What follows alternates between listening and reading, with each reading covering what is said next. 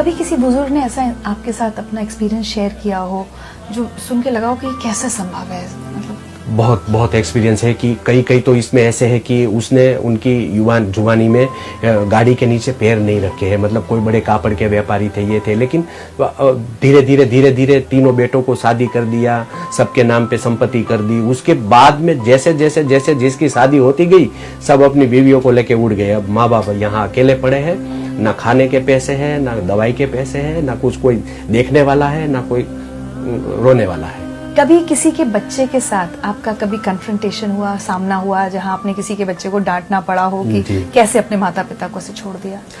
मैंने जब ये टिफिन सेवा शुरू की तो मुझे ऐसा एक ख्याल आया था कि मैं क्यों ना इन लोगों के बेटे को मिलूं और सारी बातें समझाऊं। तो एक दो लोगों को मैंने फोन किया था कि भाई ऐसी ऐसी हालत है, अगर आप अपने माँ बाप का मुझे खाली पैसा दे रहे हैं जो मैं सेवा कर रहा हूँ, मैं ये नहीं बोल रहा आप आके इधर साथ में रहो, उनको खाना दो, जो मैं दे रहा हूँ वो अगर आप मुझे उनका पैसा देंगे तो मैं जो जिसका कोई नहीं है उसका कर पाऊंगा।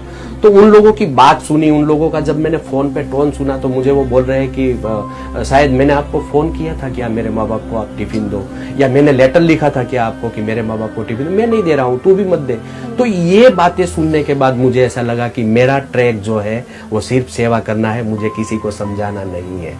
मेरे जो ईश्वर ने मुझे जिम्मेदारी दी है कि जो भूखे हैं उन तक पहुंच, तो मुझे वो पहुंचना है। इन लोगों को अगर मैं थोड़ा बहुत सिखा भी दिया तो 2-3 महीना चलेगा, उसके बाद में फिर वो माँ बाप भूखे ही है, तो क्यों ना मैं ही पहुंच जाऊं उनका बेटा बनके। तो मैं पहुंच गया हूं उनका बेटा बनके और कर रहा हूं। सारा सिस्टम का खर्चा, 200 टिफिन बनाना, तैयार करना, फिर उनको बंटवाना, कैसे सब निकलता है? ये हो जाता है। सुबह 6:30 बजे मेरा किचन शुरू होता है, 6:30-7 बजे मैं वहां पहुंच जाता हूं, फिर 11 बजे तक वो काम चलता है। क्लिनिक में आता हूं, 2 बजे तक पेशेंट को देखता हूं, फिर वापस कल की तैयारी के लिए जुट जाता हूं। फिर शाम को 6-6:30 बजे क्लिनिक में आता हूं, 10-10:30 बजे तक बैठता हूं और थोड़ी बहुत एक्टिंग कर लेता हूं। कई सीरियलों में मैंने एक्टिंग की है, तो उससे भी जो भी आमदनी होती है वो मैं इसमें डालता हूं। कई 3-4 फ्रेंड्स ऐसे हैं कि कहीं अटक तो मुझे फोन करना, हम लोग देख लेंगे। तो कहीं ग्रोसरी वाले का बिल है, ये है, फोन करता हूँ, काम हो जाता है। मतलब ईश्वर की गोद में बैठ के काम करता हूँ। लोगों को मैं दिखाई देता हूँ, ईश्वर नहीं दिखाई देता है, लेकिन हालांकि वो पूरा कर देता है। 11 साल में कभी तकलीफ नहीं आई है। और बुजुर्गों के इतने आशीर्वाद आप अपने साथ ले रहे हैं, तो मुझे लगता है कि वैसे भी कोई काम अटकना नहीं चाहिए। बिल्कुल। इन 11 साल में अगर मैं आपसे पूछूं, कभी एक दिन ऐसा आया कि ऐसा लगा कि मैं नहीं कर पा रहा हूँ, अब ये काम बंद करना पड़ेगा? नहीं, आज तक तो मुझे ऐसा कभी थॉट नहीं आया है कि ये नहीं कर पाऊंगा। हालांकि मैं ये सोचता हूँ कि इन लोगों को मैं अच्छा आवास दूं, अच्छी जिंदगी दूं, क्योंकि वो जिस हालत में जी रहे हैं मुझसे देखा नहीं जा रहा है। तो मैं 4 साल से प्रयत्न कर रहा हूं कि उनके लिए एक आवास बनाऊं। मैं ना उसको वृद्धाश्रम बोलूंगा और ना ही उसको ओल्ड एज होम बोलूंगा, मैं माँ बाप का मंदिर बोलूंगा। और कहीं नहीं है, मुझे माँ बाप का मंदिर बनाना है, इन सबको साथ में रखना है, उनकी पूजा करनी है, उनकी आराधना करनी है मुझे, कि ये जो मेरे भगवान है वो भूखे हैं।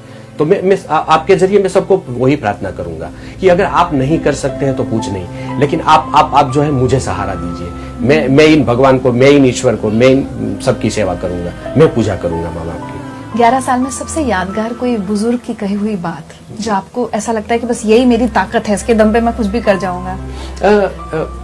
बातें तो बहुत सारी आती है, लेकिन एक जो ये मेरी जिंदगी में हुआ है कि एक कुछ 82 इयर्स ओल्ड लेडी मेरी क्लिनिक में आई। तो मैं कैमरे में देख रहा था, तो मेरा मैनेजर है भरत भाई, उसको मैंने बोला कि ये माँ जी आए हैं, क्योंकि हमारे उधर कोई ओल्ड एज वाले आते हैं तो हमको यही लगता है कि भाई ये कोई टिफिन के लिए आए हैं। तो मैं बोला पेशेंट बहुत है, तू एक काम कर, उसका नाम लिख ले और उसको बोल कल से टिफिन आएगा। तो वो माँ जी ने मतलब ऐसा भरत भाई को धक्का देके अंदर आई क्लिनिक में और बोली मैं कुछ लेने नहीं, मैं कुछ देने आई हूँ। हालांकि उसको देखा मैंने कि मतलब बहुत सारी पुअर जैसे, मतलब वो लकड़ी भी उसके हाथ में थी, तो वो पेड़ की कटी हुई डाली थी और साड़ी भी कुछ मुझे नहीं दिखाई दे रही थी।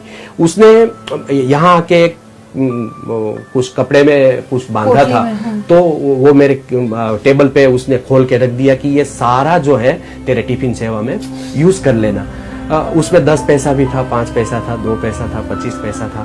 तो ये देख के मुझे ऐसा लगा कि ये जो है उसने कई सालों से ये मूड़ी जमा करके रखी थी, और ये सारी जो मरण मूड़ी है मैं कुछ नहीं कर रहा हूँ। उसने जो दिया है ना, मैं ये 11 साल से कुछ नहीं कर पाया। उसने जो मुझे पूरी अपनी जिंदगी दे दी, वो अपनी पूरी मरण मूड़ी दे दी है। तो मैं ये सोचता हूँ कि अगर इसके पास कुछ नहीं है खाने को कुछ नहीं है, पहनने को कुछ नहीं है, वो अपने जो भी बचाए हैं इतने पूरी सालों में जीवन की पैसा, जमा पूंजी। वो सब मुझे देने आई है। भगवान ने बहुत कुछ दिया है लोगों को, उसमें से 1 रुपया खर्च ही नहीं कर सकते उसने। और जब भी मुझे कुछ प्रॉब्लम आती है या मैं कुछ सोच में पड़ जाता हूँ, मैं वो पोटली के दर्शन कर लेता हूँ। मुझे इतनी ऊर्जा मिलती है वो काम से कि बस मैं दौड़ने लगूं बस।